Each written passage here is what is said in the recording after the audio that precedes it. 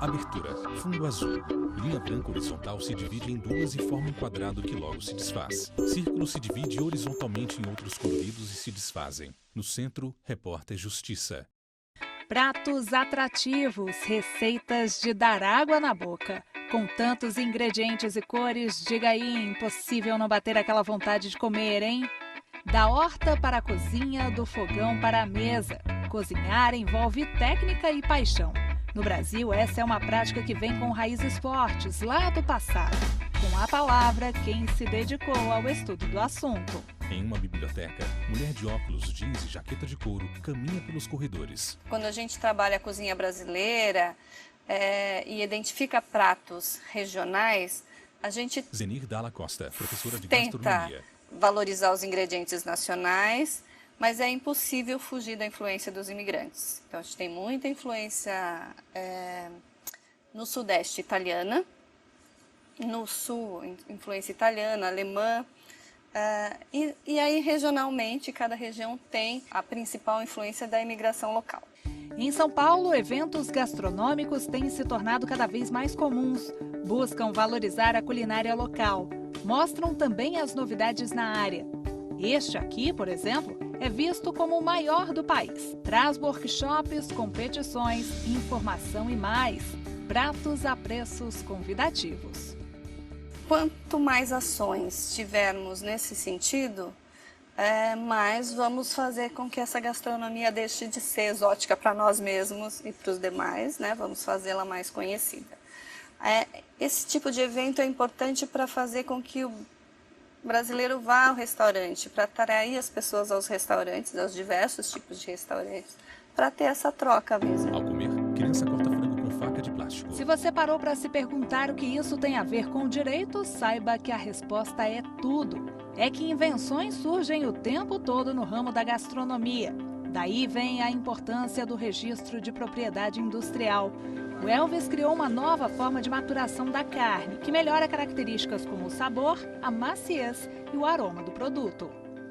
Então a gente criou Elvis Cristiano uma Santana, pele adiposa, empresário. né, com o objetivo de redução da secagem superficial da carne e também para a carne não reter bactérias que são nocivas ao processo de maturação. Além disso, a gente fez algumas modificações da parte tecnológica, que diminuímos a proliferação de bactérias da câmara de maturação, entre outros processos naturais que também envolve na maturação da nossa carne. A Lei 9.279, de 1996, regula os direitos e as obrigações relativos à propriedade industrial. Essa norma trata da concessão de patentes de invenção e de modelos de utilidade. Segundo ela, é patenteável o invento que atenda aos requisitos de novidade, atividade inventiva e aplicação industrial. A novidade significa Medrado, que advogado. aquela criação ela transcende outras criações já existentes no mercado, o que a gente chama de estado da arte, ou seja, aquela criação ela inova, em relação ao que já existe. Se essa inovação é absoluta, a gente fala em uma patente de invenção. Se essa inovação é relativa, a gente fala em um modelo de utilidade.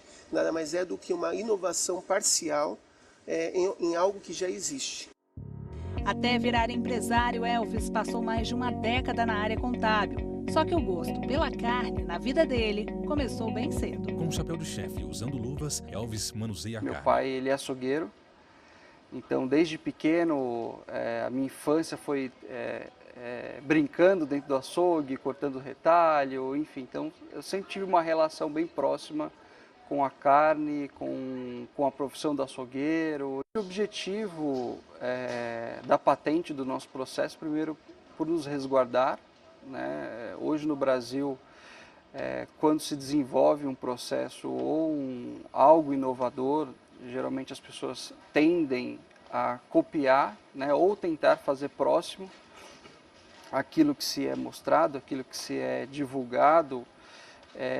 E o nosso objetivo não foi só com uma questão judicial, né? Uma questão de advogar sobre o processo de maturação, mas também de manter a qualidade do processo. Foto de senhora idosa em preto e branco dentro da letra O. Ana Lins dos Guimarães Peixoto Bretas. Já ouviu falar dela? Provavelmente você a conheceu pelo pseudônimo de Cora Coralina. E sabe qual a ligação dela com a culinária? A gente mostra agora. Cora Coralina foi uma das poetisas mais aclamadas do país. O que muita gente não sabe é que ela era também uma cozinheira de mão cheia. Em uma das obras criadas, usou versos para ensinar a receita de um bolo de mandioca com queijo e coco fresco. Nesse caso, teve a propriedade intelectual e o direito autoral protegidos. Mas essa proteção veio, digamos assim, apenas para o livro e não para o passo a passo descrito. A Cora Coralina, que agora já não está entre nós em todo caso, ela não poderia impedir que alguém fizesse aquela receita. Mas aquela receita, da forma como ela foi composta, tem um aspecto poético. Então ela está protegida enquanto poesia e não como receita. André, que é especialista em direito autoral, explica que o mesmo vale para os chefes de cozinha. Os chefes não possuem direito sobre as receitas. Esse é um ponto bastante controvertido. André Medrado. No Brasil e no exterior, na verdade, isso já foi objeto de algumas ações judiciais nos Estados Unidos, por exemplo. E o entendimento, tanto aqui quanto lá, e também em países da Europa, é de que não existe direito autoral sobre as receitas. Esse ponto é até interessante a gente observar, porque, por exemplo, a primeira convenção internacional, a Convenção de Berna, que tratava de direitos autorais, não incluiu as receitas dentre as criações intelectuais passíveis de proteção como direito autoral. O que nós podemos ter, eventualmente, é a proteção do modo como essas receitas são organizadas. E aí a proteção não está incidente sobre a receita em si, está incidente sobre a forma de organização, como um direito autoral qualquer. Mãos colocam rodelas de tomate em volta de receita na panela. No auge dos 80 anos, este dono de restaurante não liga para isso. Dom Francisco, como é conhecido, já tem nome, história e tradição. Nunca se incomodou com aquele lance de que na cozinha tudo se copia. E confessa, gosta quando alguém imita a receita e ela não fica tão saborosa assim. Francisco Anzilheiro. Quem não ensina aquilo que aprendeu ou que descobriu é um covarde. A gente está no mundo e tem que prestar, tornar melhor a vida de quem vive com a gente. Se a gente passar boas coisas, as pessoas têm muito mais chance de melhorar a sua vida e a vida dos outros. Não dá uma satisfação. Sobretudo quando as pessoas que comem lá comparam, falam, etc. Isso que é mais gratificante. É ele quem vai para a cozinha fazer os principais pratos. Habilidade que adquiriu novinho, ajudando a mãe italiana. Com 2 restaurantes em Brasília, Dom Francisco, que viajou o Brasil pesquisando ingredientes regionais, principalmente do Cerrado e da Amazônia, valoriza o que o país tem de melhor. Hoje, eu corro atrás para conseguir aproveitar ainda o que resta do Cerrado, transformar em pratos, em comida, o que resta da Amazônia, fora os fogaréus, o que resta que nós temos que valorizar isso. Castanha, bacuri, araçá-boi, manacubio e outros desses produtos são coisas fantásticas que a gente conseguir introduzir na culinária, não só brasileira, do mundo, porque eles são coisas diferenciadas. Durante a reportagem, seu Francisco fez questão de apresentar para a gente o bacalhau em cama de batata, com tomate italiano, azeitonas e arroz de brócolis. O segredo do sucesso está aí. Restaurante lotado há 31 anos. O restaurante tem janelas com vista para o Lago Paranoá. O repórter Justiça vai para um rápido intervalo e volta daqui a pouquinho. No próximo bloco, a repórter Fernanda Tavares vai mostrar que tem crescido a procura por cursos de gastronomia. É o brasileiro buscando a formação como chefe profissional. E mais, os direitos trabalhistas desta categoria.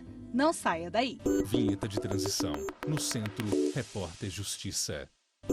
Vinheta de transição. No Centro, Repórter Justiça.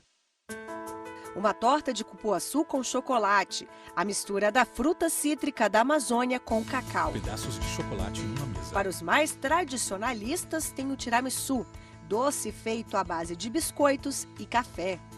Todas essas delícias são preparadas por alunos do curso de gastronomia desta faculdade, em Brasília. O curso técnico dura 2 anos. Nele, os estudantes aprendem tudo sobre alimentos, produção de eventos e culinária internacional. E o mais importante, passam a dominar a técnica sobre como fazer cada comida. Massa é posta em forma redonda. O exercício, a repetição, por mais básico que seja um procedimento, é interessante você fazer e refazer várias outras vezes para você ficar, enfim, mais apto naquilo, né? O conhecimento da textura, o aspecto da massa, né? Qual a sensação que ela vai te passar, se ela vai ser áspera, porosa, ou se vai estar exatamente macia, hidratada, enfim, acho que essa questão do tato ela é muito importante, né, para um profissional da cozinha também.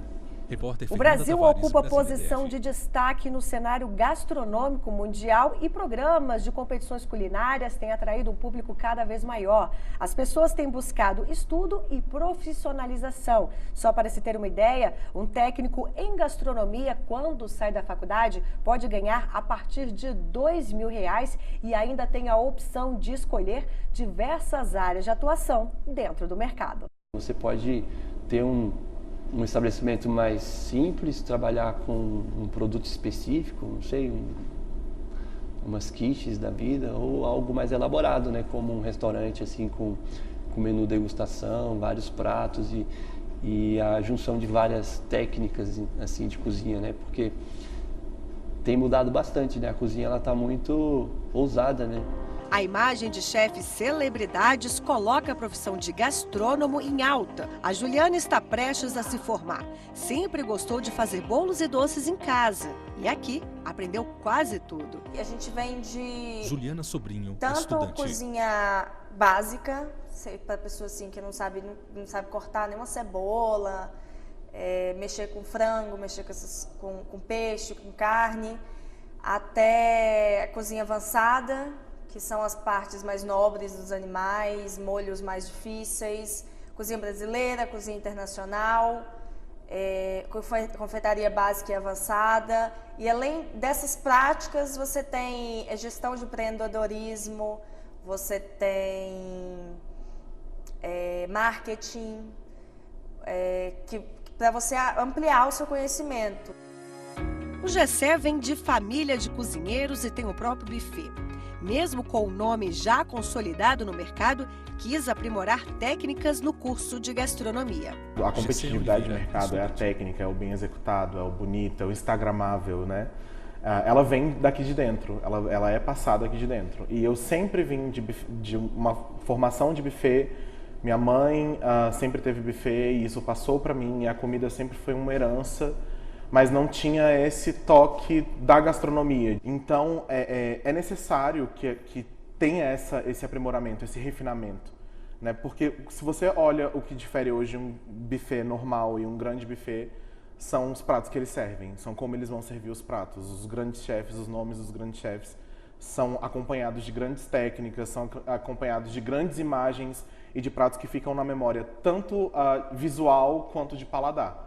Por isso, o jovem empreendedor acha que ter um diploma nas mãos faz a diferença no mercado. Eu acho que hoje o mercado ele vai diferenciar bastante quem sabe fazer de verdade e aprendeu técnica e treinou essa técnica e aprimorou essa técnica, de quem chega cru. Tanto que a rotatividade de pessoas que chegam no mercado de alimentação e não sabem nada, elas saem muito mais rápido, porque elas não estão acostumadas com aquele dia a dia, com tudo aquilo que exige uma cozinha. Apesar do crescimento no número de cursos de gastronomia, a carreira de chefe de cozinha ainda não é regulamentada no país. O salário é determinado pelo empresário e a carga horária desses profissionais respeita a convenção coletiva do Sindicato de Serviços Gerais de cada estado. Eles não estudam só gastronomia, estudam a história da gastronomia. Então você aumenta muito o conhecimento da pessoa. Lilian Cavalheiro, advogada. Mas dizer que isso no Brasil seja obrigatório para que você seja um chefe de cozinha dentro dos restaurantes, aí eu acho que seria contra a nossa cultura, né? Então são coisas que a gente pode andar diferentes. Mantenha-se os cursos, as pessoas vão fazer os cursos, é bom que elas vão se aprimorando, Mas acho que tem mercado para todo mundo, porque nossa culinária é uma culinária muito vasta. Panela é balançada ao cozinhar. Quem comanda a cozinha pode também ser o dono do próprio negócio e empreendedor. Nesse caso, é o empresário-chefe quem faz a rotina, paga impostos e contrata auxiliares. É o caso do André Castro, renomado profissional da área. Tudo começou aos 22 anos, na cidade baiana de Salvador, quando ele abriu um barzinho. Eu era o cara que ia na Ceasa, às 5 da manhã, abastecia as casas, eu entrava pela cozinha, eu fazia treinamento de equipe, de funcionários, de tudo. André teve experiências variadas. Morou em países da Europa, onde fez cursos e voltou ao Brasil com mais bagagem no quesito técnicas gastronômicas. Eu falo que a cozinha que me escolheu, não fui eu que escolhi a cozinha, como as pessoas, é o contrário, as pessoas escolhem cozinhar. Isso foi orgânico, eu fui entrando na cozinha, percebi que tinha aptidão, percebi que eu conseguia treinar pessoas, os nossos negócios melhoravam, a gente tinha um feedback muito positivo dos clientes com os testes que a gente fazia. Veja daqui a pouco no Repórter Justiça. Comida de rua e food truck. Empresas consolidadas no mercado vendem comida em pontos itinerantes para atender a nova tendência de mercado. Como funciona a legislação para montar esse tipo de negócio? A gente mostra já. Vinheta de transição. No centro, Repórter Justiça. Vinheta de transição. No centro, Repórter Justiça. Pessoas em um food truck. Uma cozinha industrial sobre 4 rodas. E ela não deixa a desejar. Tem fogão, fritadeira, utensílios, refrigerador, galeto, polenta, arroz carreteiro. O prepara na cozinha do restaurante. Só depois que tudo vem quentinho aqui para o food truck. A gente é exigente com a comida, né? A gente pensa na qualidade e no atendimento ao cliente, né? Dele ser bem atendido. No caso, essa comida, ela fica 4 horas no food truck. Aí, no caso, a gente atende um evento ao meio-dia e às 4 horas da tarde a gente já vem para a galeteria para repor estoque, para não ficar muito tempo com a comida. E olha aí, quem come aprova. Na realidade, Newton Uliana, o food truck procura o cliente, não o cliente procura o estabelecimento, né? O público ele quer inovação e modernidade ao mesmo tempo, né? Claro, a comodidade sempre, que às vezes na comida rápida, assim, na beira do caminho, às vezes indo para o trabalho ou voltando, você não precisa se deslocar no restaurante, né? Enfrentar fila, às vezes nos dias muito quentes, lotado, né? E assim você está ao ar livre. Então é muito importante isso. A moda que começou nos Estados Unidos pegou de vez no Brasil. O food truck é um modelo de restaurante completo, analista né? do Você Sebrae. tem todo o equipamento ali dentro sobre rodas e tem essa questão de ser itinerante, que é um atrativo bem bacana para o empreendedor poder conquistar vários cantos da cidade. Então, quando esse modelo de negócio se consolidou nos Estados Unidos, os empreendedores do Brasil começaram a ficar de olho nessa oportunidade. E aí foi em 2013 que os food trucks realmente invadiram a cidade de São Paulo e a partir daí começaram a conquistar, principalmente começando pelas outras capitais. Então o movimento mais forte de empreendedorismo em food truck foi 2014 até 2015 principalmente. Hoje, o food truck é uma realidade em todos os estados brasileiros, mas o boom deste tipo de serviço requer planejamento para não virar um problema daqui a alguns anos. Tem que fazer um plano de negócio, tem que identificar com que alimento que ela quer trabalhar, tem que perceber na cidade como está esse movimento realmente, como os consumidores estão lidando com esse movimento e quais são as regulamentações que ele precisa seguir ali. O negócio de food truck não é um negócio muito simples, né? Tem toda uma questão de operação logística que é bastante complexa. Então, você precisa ter muito bem definido com o que você quer trabalhar, onde você quer trabalhar e como que você vai colocar isso em prática. Ainda não há legislação federal que regulamente o serviço, mas algumas cidades contam com leis municipais que trazem regras e obrigações a serem seguidas pelo empreendedor de food truck. O food truck funciona mais ou menos como um ambulante. Lilian Cavalheiro, advogada. Porque ele é móvel, né? Ele é um restaurante móvel. Então, qual é o princípio do ambulante? É que ele se locomove de um lugar para o outro. Então, o food truck é isso, ele se locomove. Então, o que ele precisa respeitar nesse problema, nessa situação dele? São as áreas de zoneamento e as áreas onde pode ficar parado, né? Então, essas leis são todas municipais, não tem legislação federal. Para Lilian, o modelo do Distrito Federal está à frente de outras cidades. Realmente, se alguém tem segurança alimentar, né, porque é uma coisa que a gente procura muito nos restaurantes, O food truck aqui de Brasília fornece, porque pela legislação aqui de Brasília, o food truck tem as mesmas regras que um restaurante normal. Falando nestas regras, a Vigilância Sanitária cobra 5 itens dos empreendedores. Tem um formulário que a gente faz as características dele, o cardápio, para a gente avaliar se o que ele vai contar para a gente precisa ou não de, por exemplo, uma cozinha de apoio para um pré-preparo, né? A gente precisa dos equipamentos, o croquis mínimo do que ele tem dentro daquele estabelecimento dele e o fluxograma de produção. E aí a gente consegue avaliar e o manual de boas práticas. Né? O manual de boas práticas é fundamental. Todo o serviço de alimentação, lanchonete, restaurantes, pequenos, grandes, indústria de alimentos também tem, que é diferente do serviço de alimentos, mas todos eles precisam de um manual de boas práticas implementado. Né? O armazenamento da comida é alvo de fiscalização. E o grande segredo é alimento pronto, aquecido, quente, servido o mais rápido possível. Né? Porque esse binômio tempo-temperatura é que faz do alimento ele ser potencialmente capaz de causar uma intoxicação, uma infecção alimentar. Da comida de food truck para de feira.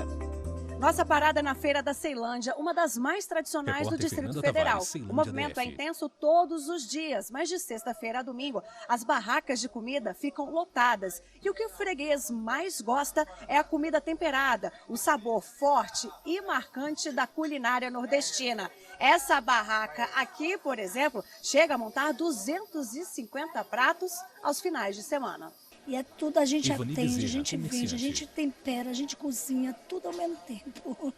E a equipe, cada uma vai fazendo um serviço. E aqui, sábado e domingo, é lotado. Como é que é começar com essa panela lotada e no final tá rapando que vendeu tudo? Rapando. Ontem a barra a gente estava vendendo a raspa e eles falando, pode colocar a raspinha que eu quero. Por aqui a fiscalização também é intensa, mas a banca da Galega, por exemplo, nunca sofreu autuação.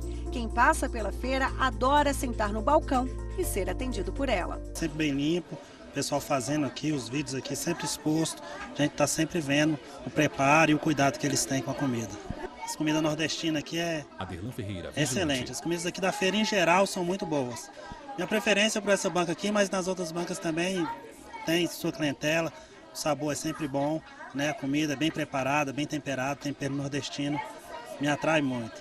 O Marcos, ele está me contando que ele não mora muito perto aqui da feira, mais ou menos uns 20 e poucos quilômetros da casa dele até aqui. E você faz todo esse percurso porque realmente você gosta dessa comida. Eu gosto de comida de feira, é comida forte, né? De vez em quando tem que estar uma fortalecida aí. Marcos Pérez, essas empresário. Comidas são gostosas, né? Preço justo, realmente, né? E você vê que é uma comida caseira, né? E além do mais, você está comendo, está vendo as pessoas aqui, o ambiente é aberto, é livre, então é agradável, né? O Repórter Justiça de hoje fica por aqui. Você pode rever esse e outros programas no nosso canal no YouTube, TV Justiça Oficial. Visite também a nossa página na internet, tvjustiça.jus.br. Quer enviar uma sugestão de reportagem? Então anote aí o e-mail. É reporterjustiça@stf.jus.br. Obrigada pela companhia, até a próxima e tchau. Créditos finais. Direção: Marcelo Tony Braga e Thiago Oliveira. Produção: Marcela Luiza e Mário Sérgio Cardoso. Reportagem: Fernanda Milete e Fernanda Tavares. Edição de texto: Fernanda Milete. Cabelo e maquiagem: Kelly Matheus. Figurino: Thalita Oliveira. Cinegrafia: Lázaro Filho, Luiz Guilherme e Rodolfo Muniz. Assistência técnica: Carlos Ferreira e Kleber Leite. Edição de pós-produção: Diego Galeotti. Videografismo: Lucas Matias. Audiodescrição: Visuáudio. Roteiro: Kainan Leão. Narração: Vinícius Souza. Núcleo de programação: Rosa Wazem. Núcleo técnico: Fábio Guedes. Núcleo de produção de programas: Flávia Soledade. Supervisão: Coordenadoria de Gestão da TV e Rádio Justiça. Secretaria de Comunicação Social, STF. Realização: TV Justiça 2019.